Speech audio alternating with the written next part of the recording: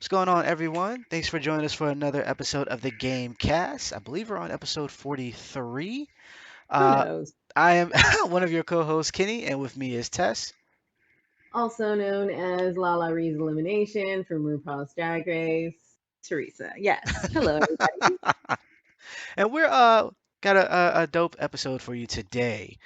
Before we get into the main topics, though, just a couple highlights of the week, things that are going on and whatnot in the entertainment world.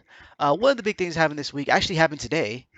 Breaking the fourth wall, we're recording on Thursday, was the Mm-hmm. new Mortal Kombat trailer coming to HBO Max on April 16th.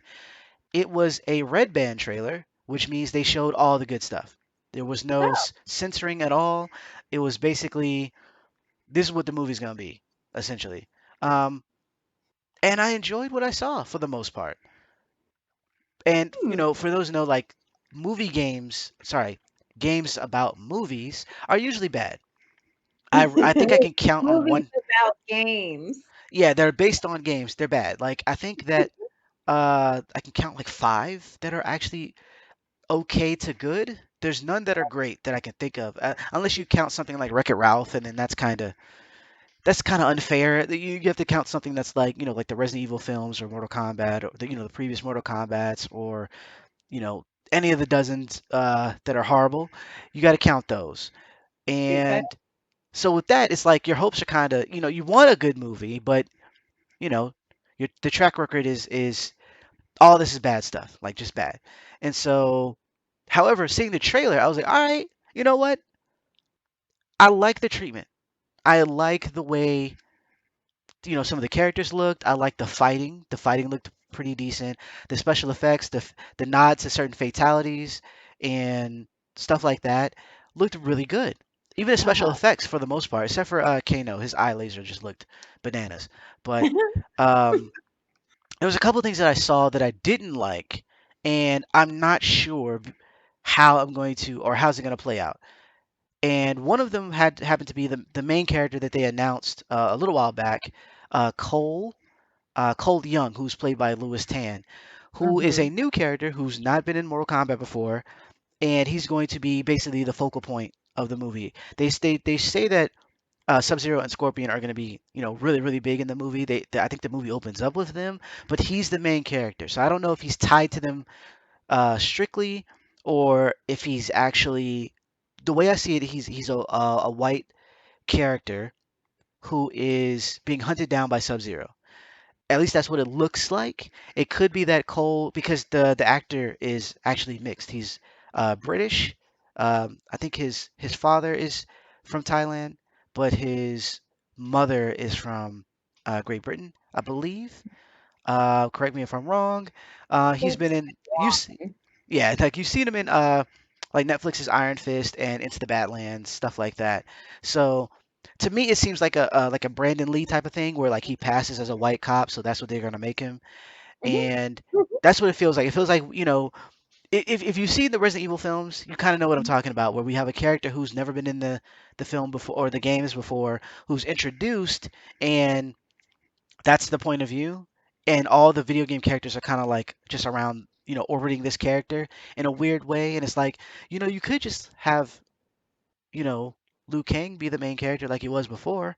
Like Yeah, I know he's Asian, but it's okay. It's all right. I uh, see it. so but and so that I don't know how that's gonna work out. The movie might be amazing with him in it, and it might not be. I just felt Yeah. like from the beginning, it was like, why do we need these extra characters? Same thing with Monster Hunter that recently dropped on digital with, and granted, the guy who did uh, Resident Evil, or at least directed three of them, I believe, is the main character of that film's husband. So I get it, she's gonna be in it, but it's also like, we don't need you. So another another thing that I caught, and I'm not sure how I feel, is Melina. Now she is a clone of another character, and she's a villain. And Melina. yes, she is unfortunately or fortunate. She's being played by. Or okay, this isn't the unfortunate part, but she's being played by Sissy Stringer, who is. from Australia. She's a person of color, and they haven't showed Katana. My beef here is that I was looking through the casting, and there's a woman who doesn't have a. She's cast to be in the film, but she doesn't have a name yet in terms of Okay. like who she is, and I think she's Katana. The beef I have is that she is a either white or light skinned character, and Melina is a dark skinned character. S- Yeah, s- that's not fair. Stop me if you. Okay, okay, all right. So I'm not tripping. I'm No, just now I trying to. get it. Okay, so she's supposed to be a clone. She's a copy, but she's, because of the process, she's not. She has Baraka's. I forgot the name of his race, but she has part of their blood. So she has like the fangs and like the really big, like her jaw is split, so like you can see like the all of her teeth basically. And Yeah. so she's similar to that in the film, but at the same time, she's dark skinned comparatively to what I think Katana will be. And if that's the case, I really hope they either have the same actress play her, like her and Katana, or That would that make that sense. that is not uh that she's just not dark skinned and the other's light skinned, because it's even though because one person I know on my timeline asked me like, did maybe her casting had nothing to do with her skin, and do you think she shouldn't get the job because she's dark skinned or whatever? And I'm like, no, that's not what I'm saying. I want her to get the role. Like, if you're right for the role, get the role. However, Mm-hmm. and what I told him is that optics matter. And Yeah. unfortunately, we've kind of been down this road of colorism where, especially when it comes to women, where you have the dark skinned women who are, or dark skinned characters who are dark, or are considered Bad. evil, Yeah. bad, corrupt, whatever the case may be. And then the light skinned characters are good, and we kind of know where that comes from. I'm not going to Mm, go yeah. into the history of colorism and especially in the United States, but that's something that's seen in everything from, you know, cartoons, the Proud Family, to freaking movies, TV shows, um, Mm-hmm. just a bunch of stuff where it's like, the darker you are, the more ghetto you are, the bad, the worse you are essentially. And so it looks like, from what I've seen, is that if that actress that I saw is Katana, then you know there's an optic there that looks bad. Yeah. You know what I'm That's not saying? cool. So I don't know that to be the case though. So I don't want to stir up anybody for no reason. I don't know that to be the case because we haven't seen the film yet. We haven't Yeah. seen, and we don't know if Katana's even in the film to begin with. And, in my head, I was thinking like, it's a surprise when she comes about. That's why they haven't actually said who's cast as her yet. But if she might not even be in the film. So, this is not to get your pitchforks out and lose your mind over. I'm just saying I'm just saying, like, from just me looking at the trailer and whatnot, I'm like, other than that though, I think it looks great. I'm definitely gonna subscribe to HBO Max to be able to check that out. um because it looks fun. It looks fun. And I like the original Mortal Kombat. That was one of the decent films. It was basically an 80s action film with special effects. So I was Right. I was a fan. I um mean, we were really only a fan of the song. Everyone loved the Mortal Kombat song. Mortal Kombat. Like, I still don't even understand what inspired them to make this song, but they did, and then we all loved it. And then the dancers at my school danced to it, like they had like military outfits on or something, and they Really? like, yeah, did like the most popular Lancer Dancer dance Oh to that. wow. Yeah, so I just remember that. I'll never forget that. That is interesting. That is Yeah, I uh wasn't even in high school then. I think I wasn't even. Yeah, I think it was before I got there. oh, okay. I don't So know. that was dope. We also had Nintendo had a new direct yesterday, I believe. I believe it was yesterday. And they talked about some new games that are coming out. We have a new Mario Golf coming out to the Switch. They also announced Splatoon 3 that's coming out to the Switch. A bunch of ports, and some really old games too that are coming to the Switch, that I didn't think I would hear about, or yeah. There's a game called, I think it's Ned the Zombie. No, what is it called? Um, crap, I can't remember. It's a zombie game basically that came out on I think the PS2. Is getting like a pseudo remake and is coming to the Switch, and I was like, why? Like of all things okay, whatever. If it's great, I don't think it was like a cult favorite or anything like that. It completely forgotten like from my brain, like I can't remember the name of it now. You know what I'm Mhm. saying, to be able to tell you what it is. They also announced some new things coming to Animal Crossing, Mario outfits, warp Oh, tunnels and stuff like that. So a bunch of cool stuff they talked about for Nintendo. Nothing that was earth shattering. They did announce a new character for Smash Brothers, which is another character Xenoblade character, so I don't really care. But mhm. beyond that, it was just cool to have some Nintendo stuff being shown. Oh, that's right. Legend of Zelda Skyward Sword from the Wii U is coming over as well. And my point for bringing it up is that it's really cool to see games that are kind of like that lift your spirits, sort of speak. Um, Yeah. and Nintendo's been really good with that, especially when the pandemic started because they had released Animal Crossing. And for Mhm. so many people, that was like a boon because you could, you know, theoretically go to a abandoned island and then set it up however you want, build your own community and all this other stuff. And so it was kind of like an outlet. Like we couldn't go anywhere, but we could play on the Switch and go to Mhm. visit each other's islands. You know what I mean? And so I think that Nintendo has been doing really well in that sense, and that their games are so full of heart and whatnot that it's cool to kind of. I mean, the shooting games, the fighting games, they're all great, but being able to bounce around these charming games with your family is really dope right now. I bought, was it the new Super Mario Brothers, the new Mario Brothers 3D game, and my girls loved it. We had a great Yeah. time playing, you know, and so I'm I I'm I'm very happy about what Nintendo's doing, even though it's basically what they always done for the most part.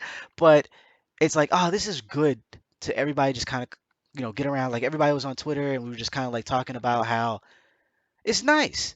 Like I didn't think anybody would be excited for a Mario golf game, but the idea that you can go play golf with the Mario characters like just blew everyone away. Like we can go play golf, we don't have to be inside. Like yeah, you have to be inside. Don't go anywhere. But in the game, you can do these things. And so yeah. it was really cool. It was really cool and festive, if you will. So if you haven't seen the direct, go check that out. If you haven't seen the Mortal Kombat trailer, check that out. All that stuff is on YouTube. Don't do it now because we have more show. But after the show, go check it out. There's a lot of cool stuff to check out online. So those are brief things I wanted to share. Was there anything happening in your neck of the woods this week? No, nothing super interesting, but I did start watching Lupin, so I'm really like excited to keep watching this. Oh, which one? The new one on Netflix. Oh, is So wait, the Castle of Monte, is it that one? Castle of Monte Cristo? No. no, no, not Lupin the Third, not Lupin the Third. Oh. Lupin. Okay. Oh, okay. I heard of this show. Yes. So because Lupin the Third comes from this, so I was like, let me watch this because it looks cool as hell and it's a black lead. So I'm like, okay, let me watch this. So it's cute so far. I mean, I shouldn't say cute, but I'm entertained. It's just the origins and how he's becoming a thief. So wait, And so it's Lupin is, or this is about Lupin? Like they're yeah, this is Lupin in France and everything, but instead of it being Lupin the Third, they're like the anime with what's his face with him not actually being a good thief, you know, and oh, him doing a so bunch of crazy is this like things. an ancestor to him? Like his grandfather or whatever? Like, Oh no, I think this is just the original story of Lupin. I Of Lupin. see. Yeah, it's the original story of Lupin the thief, basically, and that's where Gotcha. Lupin the Third comes from. That's where that show comes from. But this is the people version, and it's a black guy playing the lead, and so I really enjoy this. Like I'm like, okay, yeah, this is good. This is gonna be good. So Well, that's and what's up. it's a French show, so it's all spoken in French, and there's English subtitles. So and I think it's a mini series, I think. So I'm on the first episode, and so far I'm enjoying it. Well, that's It's what's up. yeah, it's interesting. I'm watching them try to steal the queen's diamond necklace. See, you got to get your streaming on. You got to. It helps. Like one of the things with and even though I've watched it several times, watching The Fresh Prince of Bel-Air is such a comfort show right now, and it's Yeah, in a sense where like I can watch something new, and it's like yeah, I can watch something new, but before I go to bed, it's like I want to watch this because I know what to expect. There's not gonna yeah. be any craziness, Any and surprises? yeah, there's no it's comforting. It's like comfort And, food in a and way. you don't have to pay very close attention to the stuff you've already watched. That too, that too. And then certain jokes hit different now that you're older. Like there's a lot. But new shows are good too. Getting new shows to kind of binge and like dive into their world and just kind of escape, uh, you know, current happenings is such a good thing right now. I Yeah, I did start watching This Is Us. Did I say that last week? I don't Did know. I Well, it might have been off air that we talked about it. Yeah, I decided to start watching This Is Us because it like came on after something else had finished that I was watching, and I was like, why don't I just give it a try? And that show will wreck your life. I don't recommend anybody watch. Don't do it. Just don't. Like, be Oh careful wow. with what you put into your body. And This Is Us is an amazing show, and you don't need any of it. Oh You don't gosh. Do not watch this unless you enjoy crying. And I don't. So I don't know why I did this to myself, but I was crying all the time. I can't. Oh man. So I am definitely not watching that. No, Gonna have no. to skip that. But I heard things about it. I heard some good things about that show and how it was emotional and whatnot. It's So so good. Like, if you want to watch a man lose his child to drugs, and then when he gets clean, ask the mom if he can see his child, just to see him, like, just like he's not, I'm not trying to take him away. I just want to see him. And the woman tell him no, and then watch this man cry. If you want to do that to yourself, then please, by all means. But if you're not ready for that, I suggest you play a video game. You play Mario. well, well, I didn't see This Is Us in terms of having an emotional response, but I did see uh Judas and the Black Messiah, and Lovely. I had an emotional response to that. That recently came to HBO Max, and also awesome film. There's some things that I liked about it, and I'm not gonna go too deep. We might do a podcast just on that. I wanted to watch as many of the Golden Globe nominees as possible, Mhm. especially the black ones. Yeah. And so this was one It's of Black them. History Month. There you go. And so this was one of the ones that was on my list, and it's really good. The acting is really good. The dialogue and everything.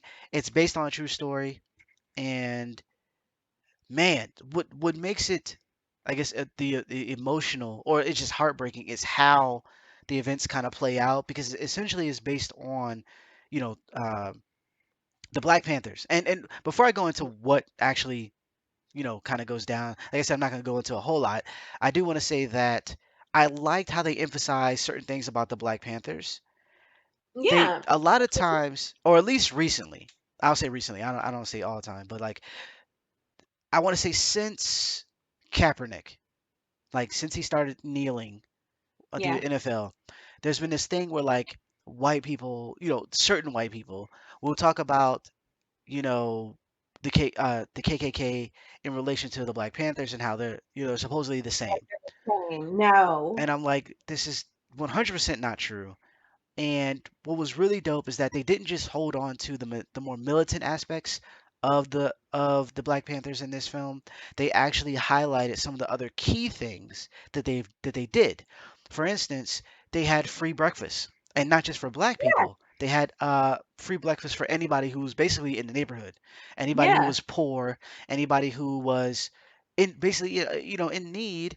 Free Exactly. breakfast in Chicago, not just Chicago, but other places as well. They also had free clinic to come and get Yep. checked up and whatever. They bought equipment and got money or whatever to set up shop in places where people could come and basically get you know I don't want to say like health care, but kind of but care that they might not get elsewhere.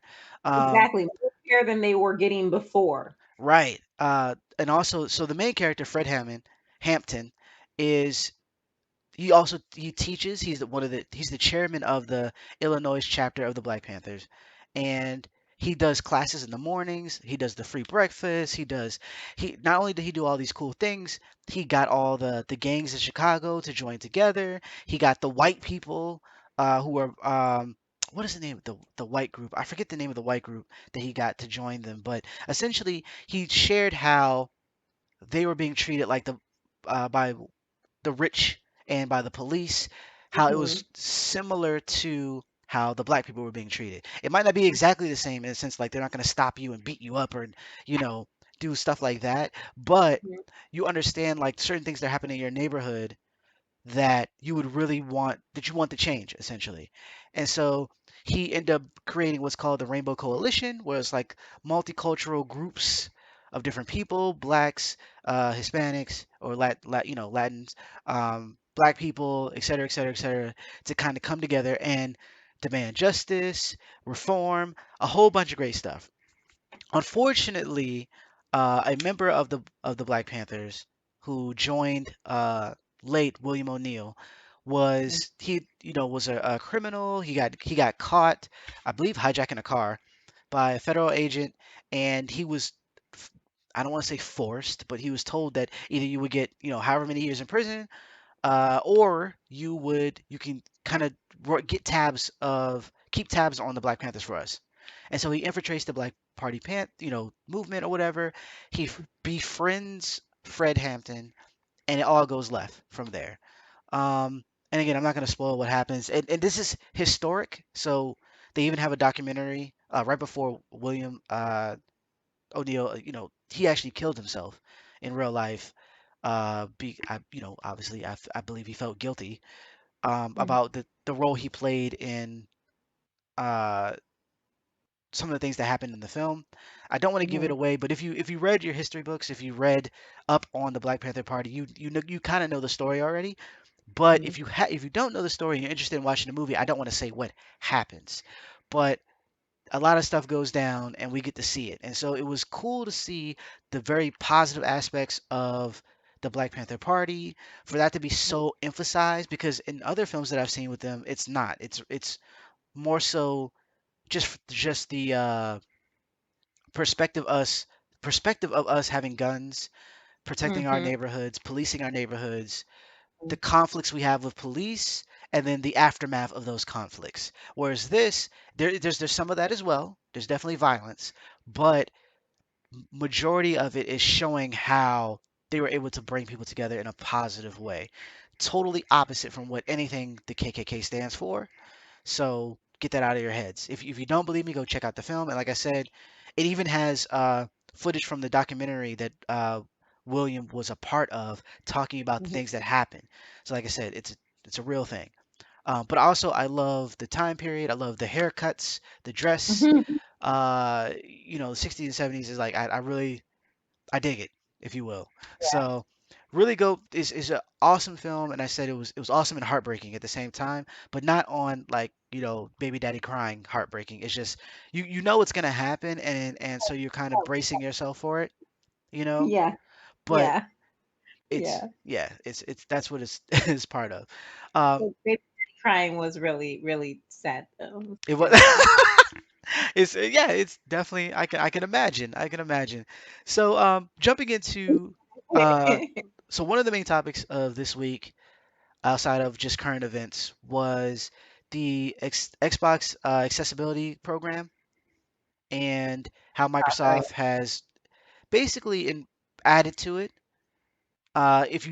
If you didn't know, Microsoft has been kind of working on accessibility and working with people with disability to come up with ways to get them to be able to game. We saw that with their controller. I forgot the name of the controller.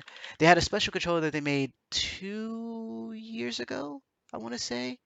Mhm. Um, and it it allows people to kind of conform the controller into what they need. It's called the adaptive controller, and so it has two like big buttons and like the small little D-pad that you would see on a normal controller, but then you can also move things around. You can move it so that it's a little bit more, like if you don't have, let's say, uh, the functionality of all your digits, you can move the controller in such a way, or program it in such a way that you can still play. And it also has, I want to say it comes with like pedals and stuff like that. So essentially, you can play like someone who is using the more, I don't want to say normal, but the regular controllers. So they've done stuff like that in the past and had other programs and things of that nature. But what they launched last year, early or not last year, early 2019, was the Xbox Accessibility Guidelines, which is basically practices that they can help to make games more accessible. And they would be like, they would talk to different developers and different people and kind of like put together a checklist of things to kind of make sure that their games are, as accessible as possible for everybody who Hmm. wants to play, whether you're colorblind, or, you know, you're hearing impaired, so you have to do a lot of reading, things of that nature. But since then, they received a lot of feedback, and in terms of the gaming and disability community, and so they wanted to make some improvements, and the improvements are, there's a long list of them. You could find it on the Xbox blog page, where they kind of talk about all the different areas that they want to hit. But one of the cool things that I saw, or one thing I wanted to pull out of these improvements, was they're giving developers the option now to send Microsoft their games, whether it be on the Xbox systems or on PC, because Microsoft kind of has a monopoly on the Yeah, Windows whatnot. yeah. And so they can send those games in, they have them analyzed and looked over by members of this program, and then they can, if there's any issues that are found in terms of what they're trying to do for accessibility, they can get some notes and some steps on how to change it, how to make it better. And I thought that was really dope, um, because that's not something that is a given or an easy thing to do. If you don't suffer from certain disabilities, or know someone who suffers from certain disabilities, you might not know. You might think that the things that you're doing is helpful when they actually aren't. And there's a Yeah. huge, like, there's been debates and talks about how to make games a little bit easier, where gamers think like easy means like, oh, this is you putting on the baby controls, where someone who might have a disability might feel like, no, easy is actually my normal, because I don't have the dexterity, or I don't have whatever the case may be, to be able to play on your level. And so in the midst of all that confusion, a lot of people have gotten together and be like, what is it that we could do to kind of improve, because the developers didn't know.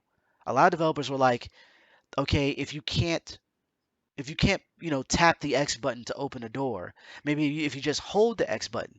But when you're looking at their game, they have a big green button, but that doesn't help anybody if you're colorblind, and Yeah. you can't see green.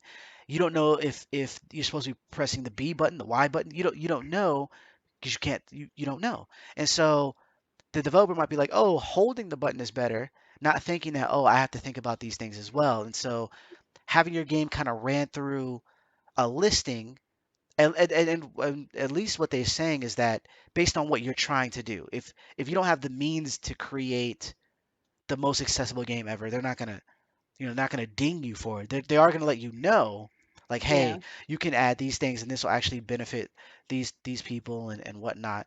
But even on that end, just getting the feedback for your next game, even, you know, just understanding like, oh, you know what, there's actually a market out there for people who might be disabled, or people who were abled, but then maybe they were in a car accident, and now they can't play the way they used to play. So it's like, none of that kind of comes up. You just think about, I guess, what the people think the main demographic is, which isn't uh white males anymore. Just want to throw that out there, because I think it's hilarious. But yeah, like, you think about like the people that you normally sell these games to, and then that's it. Yeah. And there's a lot of people who would like to play video games. And There are. There's a lot of people who would like to play video games. Me being one of them. I would love to play first person shooter games and I can't. right, you were telling me about that. I literally can't. And I don't know if it has anything to do with my lack of hand eye coordination, which is clearly why I'm so clumsy. I've been this way my whole life. And but I don't understand it. And I never really understood it. I just talked to somebody yesterday who had said that they had the same issue. And I don't know if it's just because I'm not really sure what it is. And I'm not sitting here saying, oh, hey, I need to be included. I'm not actually saying that. But I can't play first person shooter games to save my life. I've tried. I have tried since their invention. I have tried since the Nintendo 64. Okay, since James Bond, since GoldenEye was on the Nintendo 64, I have Nice. tried to play these games and I cannot. I am terrible. I beta tested what's it called? I don't even remember what it's called anymore because I stopped playing it after 3 times. Like, I can't play these games. I do not understand. I do not understand why if I press up, the gun goes down. If I press down, the gun goes up. I cannot understand it. I cannot understand why I can't focus. Like I don't get it, and I can't do it. Well, The point is, if I was ever included in their stupid little trial, I would tell them, hey, not everybody can play these games. I mean, I want to. Everybody else plays them, but I can't. And I don't know if that's just something, oh, well, you know what, you're just not good at that. So here you have to play these types of games. Or if there's just something that I'm missing. I don't yeah. know. I mean, for one, I think like, well, in what you were describing, it could be that someone inverted the controls and that kind of mess you up. I have that problem when I play airplane games because Mhm, they model it after real airplane, like pushing the throttle up makes the airplane go down, right? And mhm. that's backwards in my head of playing video games. But um, another thing with like people who suffer from vertigo, people who suffer from all sorts of things, how do you kind of get around that? And like you were saying, the trial thing that they were doing is also a really cool thing because they include gamers with disabilities as part of the project. So they'll actually have them come and play and give feedback. So the people who are, as opposed to someone who studies disabilities, who is just maybe one of the Microsoft staff who, set everything Correct. up, as opposed to someone like that, you actually have someone who has the disability that you're trying to, uh, work towards allowing to be able to play a video game, actually Yep. testing the game and telling you, giving you their feedback. And so That's I'm really excited about that. I think that's a really good thing. And, you know, that's something that I thought about too when it came to virtual reality because people were seeing it as like, kind of like a lawnmower man type thing. Like this would be a cool thing, or like the Matrix. That if you're not old enough, or if you're too young to know what lawnmower man is, I'll just say the Matrix. Okay, so like the Matrix, where you are in this virtual reality, and it's like you could do all these cool things, and it's like you're actually there as opposed to playing a video game. But I was coming on the side of like accessibility, where instead of using a controller, you can use like gloves that work like your hands. And so your character moves their hands like you move your hands. And so mhm. that cuts out a little bit of, because if you hand someone a controller who hasn't played video games before and they see all these buttons, it's similar to throwing a new kid onto, in front of a keyboard and being like, type up something. It's like, oh my God, like it's overwhelming at first. And Yeah. so, but if you do virtual reality, it's like, oh, I can use my hands. So I understand the concept of picking something up, even though I can't feel it. I understand that concept a little bit better than hold L, press X to do whatever. Um, and so in that sense, like first person might be a little bit better in that sense as well, because it's like outside of like the depth and things of that nature, but like being able to see in a way that's more realistic, being able to Mhm. move in a way that's a little bit more realistic might be beneficial, and that could be something that's looked into as well. I know one thing that used to bug me about first-person shooters that doesn't anymore is the idea that there's no peripheral. When we walk, like we can see like in front of us and on the sides, whereas in Yeah. in first-person shooters you can only see in front of you, and that's a little depending on the type of game that you're playing, that can be a little disorienting when you start playing. uh Yeah. Jumping into first person shooters for the first time was rough, but because I play so much I got over it. But like sometimes when my like if my dad jumps on, or someone like who he grew up playing like Pac-Man and stuff, trying to play some of these first person shooters, your it's there's a like a little off in terms of depth perception. Like, oh, I thought I made that jump, or I thought I, you know, and so it's not even just the idea of being being disabled, but then also just age or maybe ease of use for new players. There's a lot of things that can I'm help. old. Did you used to No, have no, I a was real talking about my bird? dad. I heard it. That was my dad. I didn't say any. That was Jamie. See what had happened, right? And then the way the sun was, because the sun was in my eyes, right? So I couldn't see Right. exactly who I was talking, but what I was trying to say. So boom, right? Uh-huh. This is what had happened.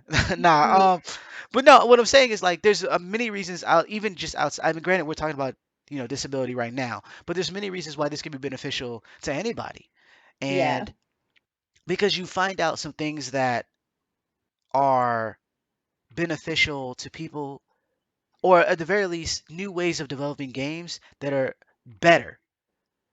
I remember Yeah. playing a video game like my wife would ask, like if it's something she's never seen before, like why does that happen? And I'm like, you know what? I don't know. I don't know why that happens or why you do that. But because we've been playing video games for so long and the language of the video games are have been the same for so long that you just kind of accept it. Like, yeah, if you do this, you'll do this. If you eat a mushroom, you'll get big. No one asks why, you just do it. Um, but there's some things that, yeah, it's serious. But there's some things that kind of come into play in terms of controls or how we control our character in a game that these type of programs actually kind of weed out. Like, you know what? Why do we control the game or control our characters like this? Like one thing I Yeah. saw a long time ago.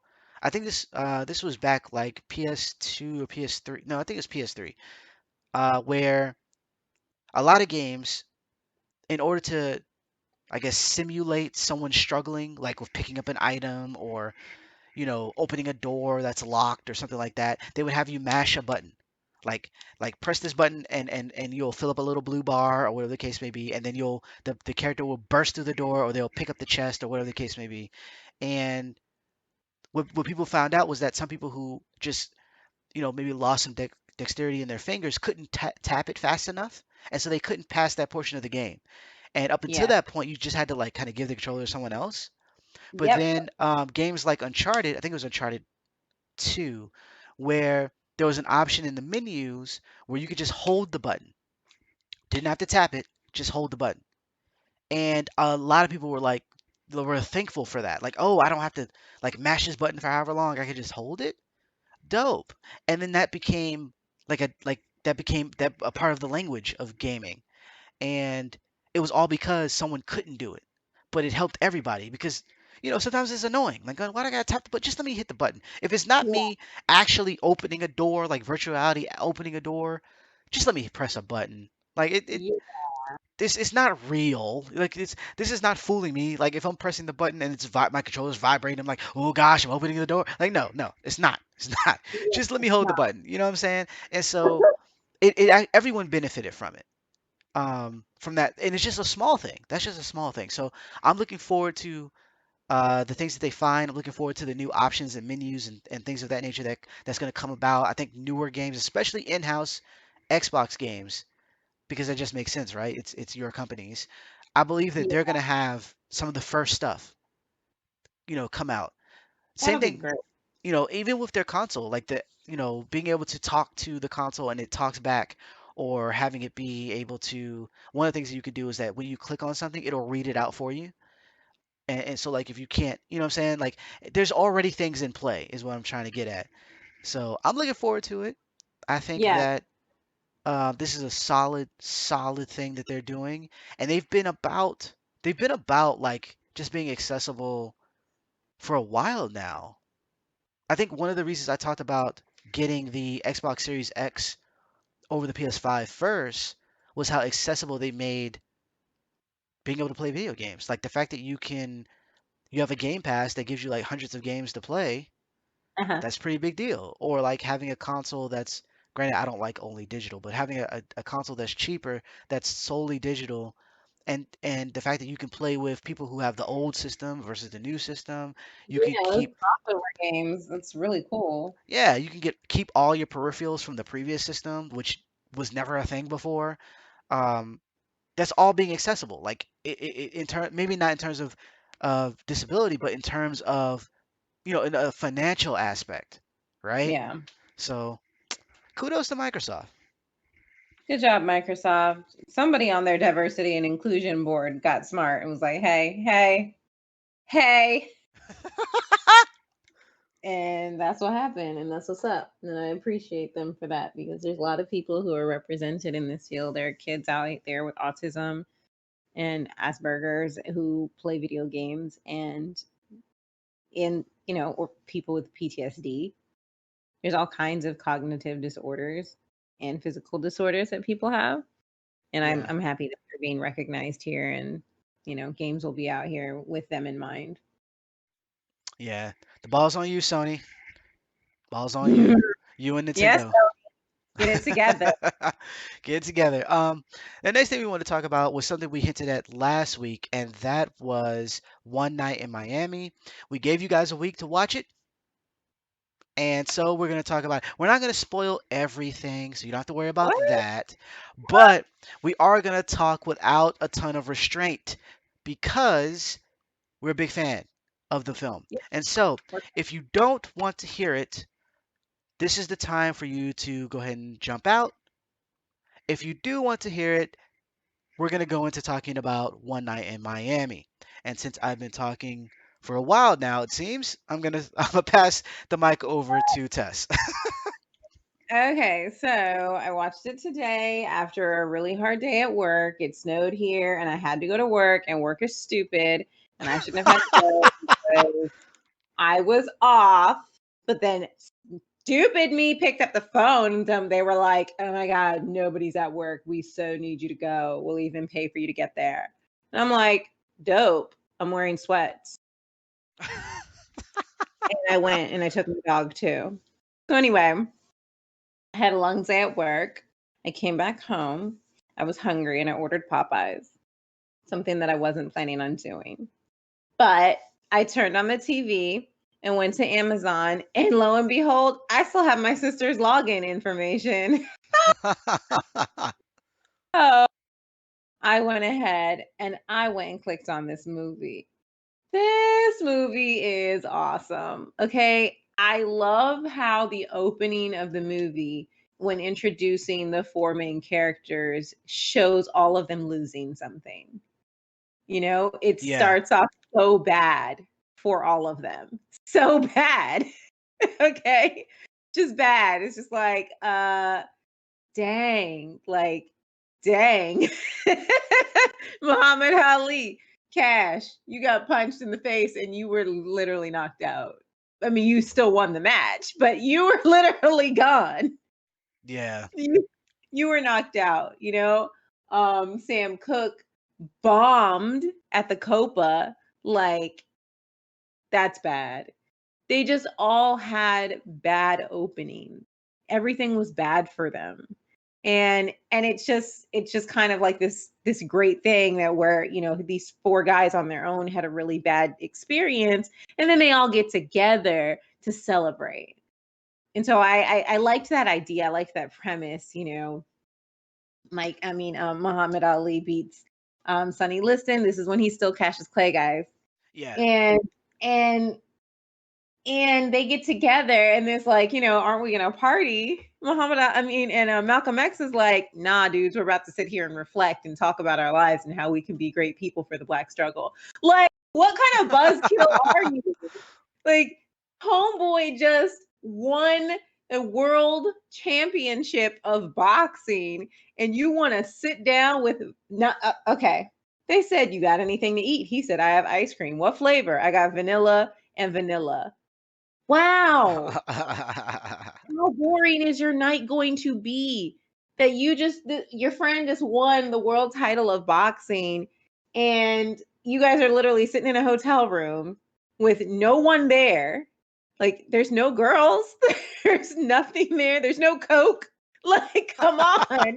Miami, there's no cocaine. There's no cocaine. There's no cocaine. You're in Miami. Such And they're a just bad sitting there. influence. Just such a bad influence. Such a bit, so bad, totally. But they're bored out of their mind, and they're like, "Wow, all we have is vanilla ice cream. And Malcolm X is so okay with it. And he's just like, I just wanted to talk and, sit down and reflect. And they're just looking at him like, you have got to be the craziest man on the planet. And basically, this movie it's just kind of like a fictional account of what could have happened between them. And they have these really, really strong conversations that turn into outbursts, that turn into arguments, but these really strong conversations between these four black men with who are powerful, all in their own avenues, and what they are going to do for civil rights for black people. And it all seems to be very fueled by the words that are given to them by Malcolm X, like the things that he's telling them, like, you are strong, you are the best in your field, you are the best football player, you are the best boxer, you are the best singer, like, all of you are the best at what you do. You are the people who need to be out there on pulpits talking and energizing black people and fighting for our rights. And I think it's just a very like a beautiful like way of putting everything, and also to show that Malcolm X feels this way and he's also willing to sacrifice what he has. He's sacrificing his own safety. He's sacrificing his, like basically what he loves, which is his life. Right. And putting all of that on the line for the betterment of black people in a general sense. And he was willing to be a martyr. And he was so nervous. It's like he just knew, he said he had this sense of foreboding that something was going to happen. He felt like he was being followed. Um, and I just felt like Kingsley Benadier, who played him, was just I was he got me. He really just took me there. I loved his highs and his lows, and I was very very very entertained. There was a time in the movie where just these four guys having conversations where it felt a little slow, but I also feel like that was the intention, that you didn't have Mm, anything else to focus on but what they were talking about. You weren't giving bells and whistles on stuff that was going on in other places. It was just the four of them in the room talking. And so if you were going to watch the movie and you invested yourself into it, you were going to sit there and listen to what they had to say. So I feel like that was intentional on the director's part. Um, but I just felt, all in all, the conversations that they had, the words that they used, their lines were really good. yeah, they were solid. I love when he was when um Malcolm X sitting there talking to Jim, and he's like, saying, oh, you're the best in this. Like, you are a great football player. Cash is the greatest. You guys all have something great. And then Jim's like, you ain't got a job, Negro. He's like, and then Malcolm had to sit there. He's about to be like, you're right, you're right. Ain't gonna do that. Ain't gonna do that. But for real, like, what are you? You're an orator. The Nation of Islam pays for everything for you. You're an orator. You just talk to people. You lift people up. That's your job. But it's not like it was a paycheck. He didn't have a paycheck. Yeah, He was saying, y'all are all taking paychecks from white people. That's basically what he was saying. yeah. And then they look like, you don't got no job. You ain't got no room to talk. They were hilarious together. Jim especially. Like he and I couldn't say whether or not in terms of, like I said last week, if he Eldest Hodge, if he sounded Hmm. like Jim back then, because I know that Jim, like later in his life, how he sounds. Um, Hmm. but he made a good impression at the very least of being this character, and he Hmm. was funny. His one-liners were very well timed and they hit hard. And I found myself laughing a lot while he was talking. And but everyone had a lot to say that Hmm. were important. But yeah, like you were saying, that it's fictional, but they did meet. They all did meet. I think Jim was the only one that really talked about it openly, but they all did Hmm. meet one night after Malcolm won. But what was Hmm. said is up in the air, like no one knows. And so this uh, Kemp Powers actually, wrote the screenplay about it and kind of been like, so what do you think they would have said? And this is kind of where we got to, and it feels real though, based on Yeah. what we know of these characters that it feels well. And granted, they did do it earnestly in the sense that while you can say like this particular character might have a fault that they didn't pick up on or they didn't showcase, it wasn't Mhm. about that. It was about this particular moment because it changed certain things. This Yes, moment that's what it was. changed. Yeah, it was historic and how things have changed after that. And so they didn't pick up on, like for instance, Jim Brown having being accused of domestic abuse and things of that nature. That wasn't something that they were going to lean on because this was more about this particular conversation. That Yeah. said, they did touch on a lot of things in terms of, race, what people do when Mhm. they have the power, and why aren't they doing more when they could do more? And even though Malcolm X was kind of a buzzkill, so his questions, they were really good questions that people Yeah. should have been asking themselves, to the Mhm. point of like, it's like, dang, maybe I'm not doing enough. You know what I'm saying? Like, Yeah. there was Yeah. there was some questions he was, especially when he was talking to, his beef going back and forth with Sam Cooke, and him making songs that were kind of like lovey-dovey and all this other stuff, and being so excited to perform for white people People. versus Mhm. performing for black people. And then Sam kind of coming from the idea of like, hey, you know I'm employing a lot of people. I'm making sure they have money, and he's like, that's one way we can get, we can be powerful in that sense. And he's like, Michael X is like, why can't you make songs about what we're doing and still be successful? Because you Yeah. you play one way to black people and play another way to white people. Mhm. That And pissed him off. yeah, and it's there was some room shaking moments where I was like, Yeah. ooh, and like I kind of sat up because I'm like, ooh, what is he gonna say? Because we might have been, and they almost got to scrapping. I was like, we might have been fighting. Uh, Yep. but uh, Yep. but yeah, Leslie Odom did an awesome job. Leslie Odom Oh yeah. Jr. as Sam Cooke. Um, Eli Jo I think Goree, is that how you say his last name? I Was know. dope Whatever. as Cassius Clay. Play. And like you said, Kingsley was dope as Malcolm X. Even the people who were, on the sidelines or just had like small roles were really good as well. And Mhm. kind of picking up what people were saying and what they weren't saying and what it meant to kind of put yourself on the line for other people. And Yeah. how one thing that really stood out for me, for instance, was when Jim went to the guy's house. And I know people have talked about this before, but Yeah. he went to the guy. He was like, I appreciate you and all this other stuff. I'm a big fan of yours, and I'm proud to say I come from the same place that you come from, and all this Mhm. other stuff. And then he was like, I need help, or like he needed to go, I think, work on his car or something like that, or he needed to take something out of his house. And Jim was like, oh, I can help you out. And he was like, Yeah. we don't let niggers in the house. And it was like, Yeah. dang, like all that praise, and you still see me as blase blase blah. And so when they get to the point where they talk about Sam Cooke and like how he's kind of like shucking and jiving for white people, and Jim had to Yeah. kind of check Malcolm and be like, he understands what they see of us as well. It's just that he feels like he has to play this game in order to be more financially independent before he can make certain moves that you want him to make.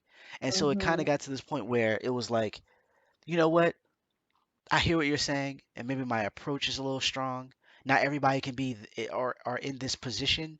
So how about A, B, and C? And they kind of they kind of finished the night off with like how Yeah. they're gonna like move. But it was really really good getting to that point, and I think it's a conversation that people need to hear. I think Yes. that it's a positive conversation, and it's going to be explosive. Like when anybody talks about these things, because you're coming from different perspectives, and especially when you have someone who's a little bit more militant or who's a little bit more willing um, to put certain things on the line, Yeah. things are going to get explosive. And I think that they showed how we generally talk to each other. Mhm. Um, I also like the fact that no white person had anything to say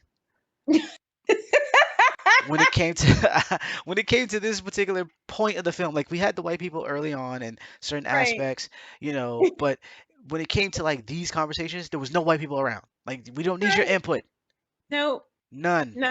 Not needed. Nope. Not needed. Not at all.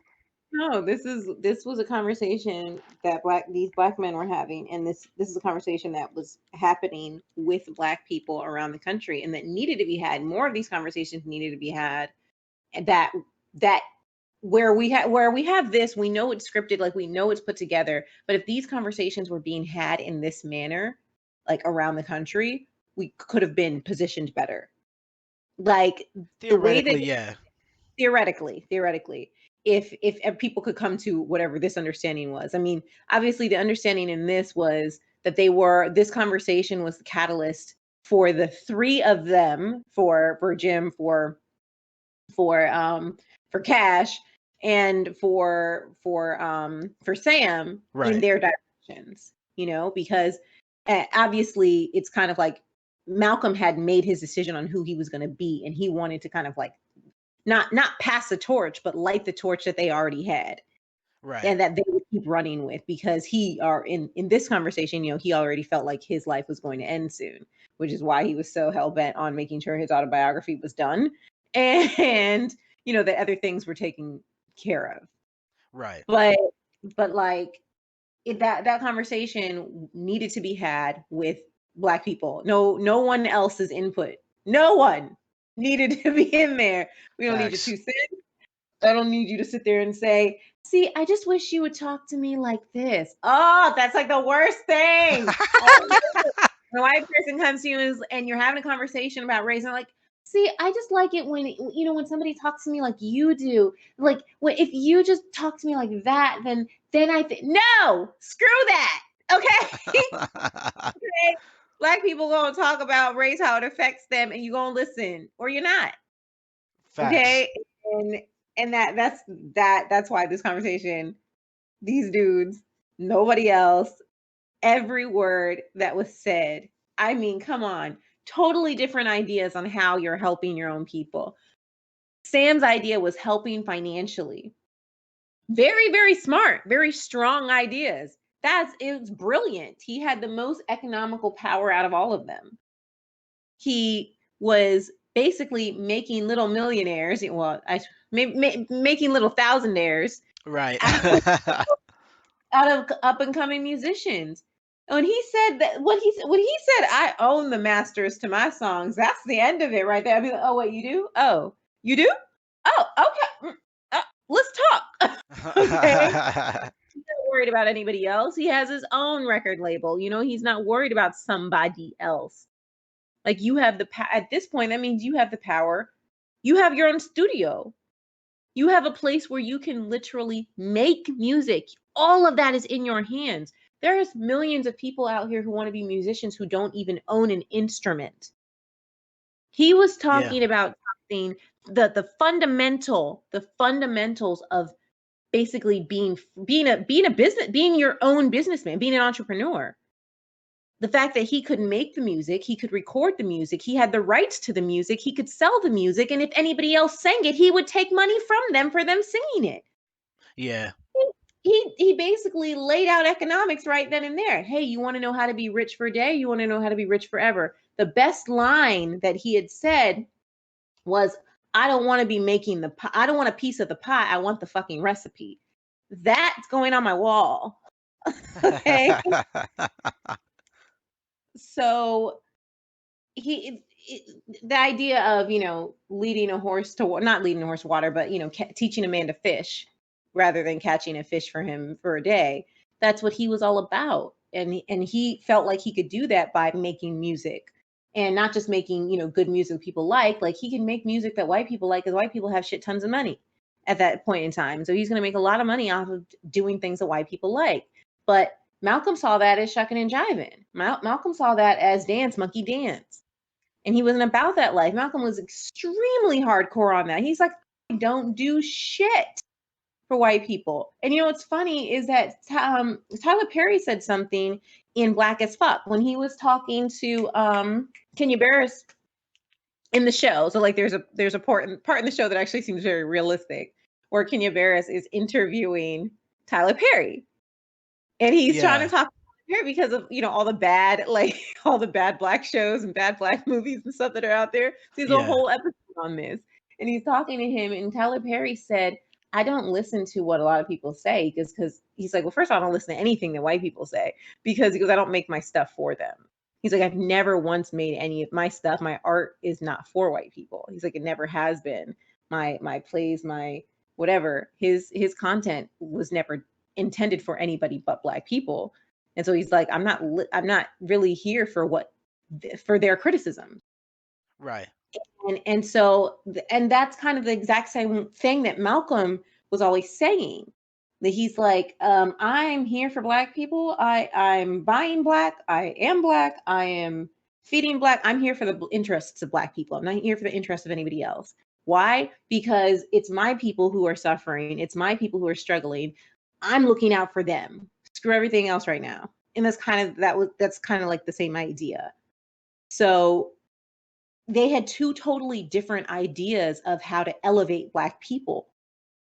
And can you imagine, like, people who are so strong and so highly thought of by their own groups, having, like, if you married them into one person, the hard-lining, no bullshit personality of Malcolm X with the charisma and I don't know, songbirdiness of Sam Cooke, that money-making mind, like He- this, that those two kind of together would, with that idea and that power, would be amazing he would have got for. like assassinated way sooner though. Oh, totally. They wouldn't let Because that all happen. no, that was never gonna happen. They're like, wait a minute. He's empowering black people to stick up for themselves, and he's also giving them a way to make money. No, Yeah, that's kill. not gonna happen. That's No. not at all. Um, but yeah, it's and it was cool with them going back and forth because ultimately you still see that they're on the same side. You know, Totally. words were exchanged, and there was hard feelings here or there, but it was never like because even when there's a part that I really like where they're getting ready to fight, and Malcolm has bodyguards, and they kind of burst in, and they're getting ready to kind of rough up Sam, How and they get to the room so fast? I don't know, they're paid well apparently, but they got up there, and Jim kind of stepped in front of them, but Malcolm was like, "Nah, we good. Like that's not I don't need your help for this." And it was like even they were on their way down, coming off the roof, and Jim was like, "Man, your bodyguards suck." And he's like, "Yeah, unfortunately, I don't pick him." So like Malcolm X was even he was in agreement that Mhm. no, I don't want you to harm Sam. Like we were getting ready to fist fight, but it's because it's based on principles, not necessarily based on the like I don't like this person, so Yeah. I don't want you to, so there's a sense of brotherhood there. Like if, Yeah. if the cops were to show up, it's us versus the cops. You know what I'm saying? Uh-huh. And I really like that. It's to show that there was camaraderie even in the midst of the fire that was brewing between these people. Yeah. And I wish we could be, you know, more of us could be like that more often. Like, Yeah. we can have words and we can kind of, be passionate about certain things, even to the extent of coming to blows. But at the end of the day, we're still working towards the same goal. Yeah, yeah. Yeah, exactly. Exactly. I agree. And that's extremely important for people to know and understand. They were friends. They were of different minds, but they wanted the same thing. Yeah, ultimately. Ultimately, and that actually explains the Black experience. It Right. really, really does, and that's why you have so many people on, like, it's like, you guys, we really are on the same side. Well, most of us, not people like, Candace Owens, but, like, most of us are on the same side, and, and it's just about how we get there. It's the same thing as, like, there's a part where he mentions, about his music, and he was like, "Oh, basically, you took all your music from the church." And, Yeah. the truth of the matter is, like, I just watched that show that it's on PBS, by Henry Louis Gates, narrates it, and it's called The Black Church. It's really good, actually, and it talks about how the Black Church played a role in the civil rights movement, but it also kind of, if you go back, if you, like, go back into to slavery and how the black churches really started, and how the music started, things like that, and then how you watched how the music progressed, and then you go to where the slaves are freed, and then you start with all these churches and these neighborhoods and this, that, and the other, and then how that spread. Like he talks about churches in Georgia, and then how black people were migrating and moving to California, and how the churches in California, churches like in the Bay Area, basically were so open and multi-denominational, and that allowed the members to be themselves, like allow their members to show off their flamboyancy and their same gender loving people, whereas the churches that were in the South were extremely strict and were very against that. And so it's this very, very interesting, like, long history of the black church and politics, and the role that it played in politics and the role it played in music, and how it talked about how many people went off to do music, but they were all bred in the church. So when Right. you moved into the disco era and you had Sylvester, you had people who brought these powerful voices that they had been brought up in churches with out into secular music. And so honestly, I thought that that was it's a great show. I really do think that everybody should watch it. For people who just celebrate Black History Month for 28 days a year, that should be on your box off your home. Right? For other people, Black History is all year. It's literally every day when we look in the mirror. Right. So, but I think it's a great thing to watch, and it just talks about history, but it talks about how churches play a role in the Black experience in this country, um, because of, everyday life and politics. So when he said that to Sam Cooke, like that kind of stuck out at me, because it's like, hey, he has a point here. And it's like, you take in this music that or whatnot, you're not Yeah. knocking my, but you're taking this music, you're bastardizing it, and then you're using it to sell to white people. you That was know, yeah, that was a low blow. I'm not even gonna lie. that was harsh. I mean, he was talking though, like, and Yeah, and even because even Sam kind of comes around. He's like, when he played that one song, and he was like, the guy's basically talking about our struggle, even though he's not black. yeah, And that was Bob Dylan. I yeah, was like, Bob, yeah, and Sam was like, he was like, I was upset. He was like, he was talking to Cassius Clay. He was like, I was upset. And he's like, why were you upset? Like, you have a plenty of songs. And he's like, why didn't you, I want to write that one, why, something like that. And he's like, why didn't you? And he was so focused on making money that I guess there was like the fear of like him not being accepted in those white spaces where most of yeah, the money is. hmm And it's the idea that I guess he realized the idea that like as long as it's coded, which is essentially what a lot of our music is anyways, as long as it's yeah, coded, it should be fine. And especially since he already has that power, he's already on the white shows, he's already doing those, places now. It's like why not? Like yeah, why not? Like you're already like you said, you got all the masters. Like yeah. this is the time to do it then. hmm Yep. And And then and that's what it was. That's literally what Malcolm was telling him the whole time. yeah. Even when he was being kind of snide. Yeah, right. Yeah, it's the way he was doing it was Just rough. like, why are you trying to talk to him? Like, why are you trying to rile him up? I'm trying to get him I'm trying to drive you to the stove. That's kind of like what he was trying to do. Yeah. You know, he was trying. He was trying to get him there. And I mean, obviously it all works out for everybody else. For everybody else. That's not funny. That's I'm messed crying. up. I'm crying on the inside. I really am. I'm so sad. um, I dressed up as Malcolm X in 6th grade. I had a speech, and James had a three-piece suit. It was really cute. I looked amazing. That's what's up. I did. I gave the speech. I didn't actually read the book, though. I never finished it. I mean, I was 11. Like, I was not going to read that whole book. No, that's a bit much. That's It's a definitely a bit bit much much. for an 11-year-old, right? Yeah. Yeah. Yeah. I think I was Martin Luther King a couple of times, now that I think about it. It's I was him. interesting. Interesting the differences. Because and I don't want to mention it kind of because my my wife is always like, you always talk about Germany. Being that I lived over there for a while, but like You I remember doing Black History. Like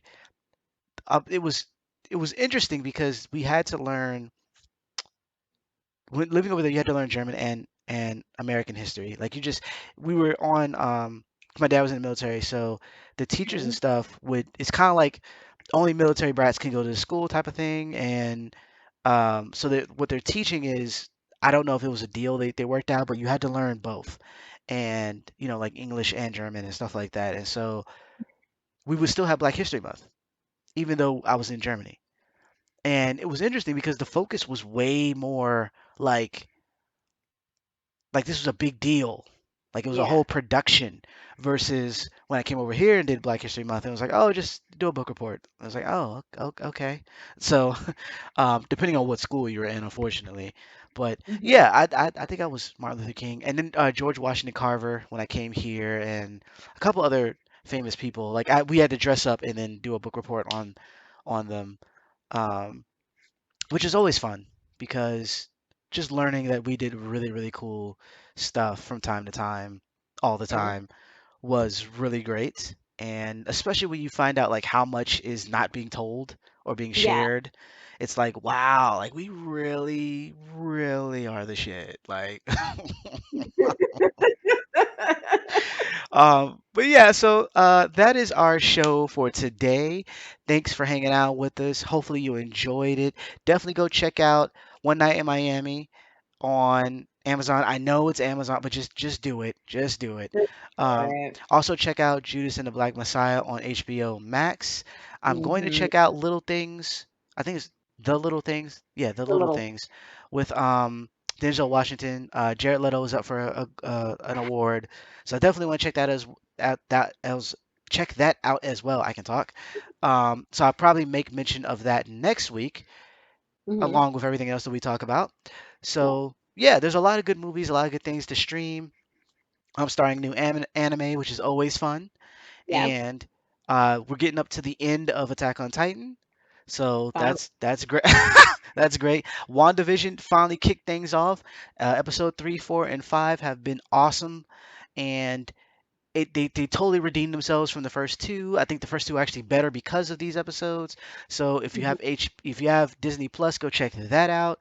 I really wish all these things were in the same place, but what are you gonna do? Um, it's like cable. I mean, there's some of them that I keep all the time, and then others like HBO I jump on and off, as things come about that I want to watch. Yeah. So and that's pretty cool because you kind of get to pick. Whereas cable is like it's they fake a la carte you. Like it's like you can pick, but you really can't because you have to get the bundle of others channels. I know. Whereas this is like, oh, I want HBO for this, so I can get it for this, and then I can like just cancel it and then come back. And it Mhm. actually was also dope with HBO Max that I've noticed is that they save your listing. So like if like not HBO, Netflix, if you completely cancel your account, all your like queues and stuff are erased. So they what they do is they give you you can pause your account for a certain amount of months, start it back up, and then pause it again, and then it'll keep your information. Whereas HBO, like I've been canceling off and on, and they've been like, "Hey, welcome back. Here's all your stuff." Right. You know, we kept yeah, we kept it warm over here in the corner. You know what I'm saying? We didn't touch your room. You know what I'm saying? Mhm. They had everything nice and neat for me. So, uh, so that's one cool thing about if you I recommend, you know, binging all the stuff you want to binge, unsubscribing, and then when Mhm. something else comes out, subscribe again for a month because you get a whole month, you know. So we ain't going nowhere right now, so you definitely have enough time to check out different shows and whatnot. But yeah. Yeah. Again, thanks for hanging out with us. Thanks for checking out the show. Please subscribe, hit that notification bell so you're up on all the new content. Huh? Definitely be around because we're going to be announcing some cool stuff pretty soon, and you definitely want to be aware of what's going on. Uh, the people who I did get a little bit of feedback about some of the things we were talking about, but no one, other than to say like, this is dope, this is a good show, no one is actually saying what they want us to talk about. And maybe that's a good thing. Maybe we're just picking dope content or dope like topics to talk about, and you're like, I'm cool with it. You know what I'm saying? But I'm pretty sure there's like one thing that you're like, you know what? I really want you to check out this movie, or I really want you to let us know. Let us know. and we'll talk about it, or at the very least mull it around and see if we want to talk about it. Yeah. You know what I'm saying? But I think that's it for I think that's it for Yeah, housekeeping. that's pretty much it. I just think for some other shows that people could watch, I was looking on Netflix. So Sylvie's what's it called is coming on with Tessa Thompson. Oh yeah, Definitely check that out as well. At least I know I'm going to. I'm going to try to watch that. I never really have time because at work because I have to go to work on my days off type of thing. So pretty much, yeah, that's gonna end soon one day when they're like, where's Teresa? And I'm not there anymore because I occupied myself with another job that pays more. that would be great. Exactly. It's gonna happen. I know it. Anywho, so yeah, please, if you're watching anything, you're streaming anything on any platform right now, because they have to do this, otherwise they'll be racist. They have like a whole sections of, honoring Black history. So please just go on there and look what, do your part. Do your part for the nation. Watch all the chat and stuff. Like, be a contributing member of society and watch these shows. There's a whole section right now on Amazon for Cicely Tyson. Like, seriously, just go watch them because I remember this stuff, and now I remember why my mom was in love with her so much. Like, my mom adored Cicely Tyson, and I remember because we used to watch her movies when I was a kid. Yeah, So, like, just please do us a favor, do Black people a favor, and just do the country a favor. You don't have anything else to do. You're all working from home for the most part. I'm the only one who goes to the office, clearly. So, anyway, I really do think that's it. But thank you guys so much for listening to us. Thanks for being with us for another week. You guys are awesome. We love you. All of our first responders out there, again, we still love you. If you can get vaccinated, please do contact your local health departments. If you can get back, not everybody can get vaccinated. If you have pre-existing conditions, you can't do that, obviously, or whatnot. You can't get two vaccinations at the same point. So, like, if you're getting vaccinated for something else, you can't get vaccinated for COVID, like, in the same time period. So I understand that. But if you can, go ahead and do that. Please wear your masks. Obviously, masks are important. Keep doing that. I myself just got some new Halyard N95 masks. They are great. They cover my whole face. They make a great seal, and they have this felt covered wire at the top, so they're really, really comfortable. And they're duckbill, so there's a lot more breathing space in them. I know I'm doing a commercial for Halyard right now, but I just wanted to say that because with all these crazy variants going around, guys, and a lot of people are concerned, and they're all trying to wear double masks. Don't wear two surgical masks at the same time. It doesn't work. You need to wear one surgical mask and then a cloth mask over it. So, just saying, please, everybody, wear your masks, wash your hands and your butts, yes. kind, don't be a dick. And if you can and they're comfortable, please get a really good fitting mask that has loops that go over your head, not behind your ears, because that's the best way to stop any type of like leakage of whatever is coming out of your mouth and nose. Okay, listening to us babble. Have a wonderful night. We love you. Bye bye.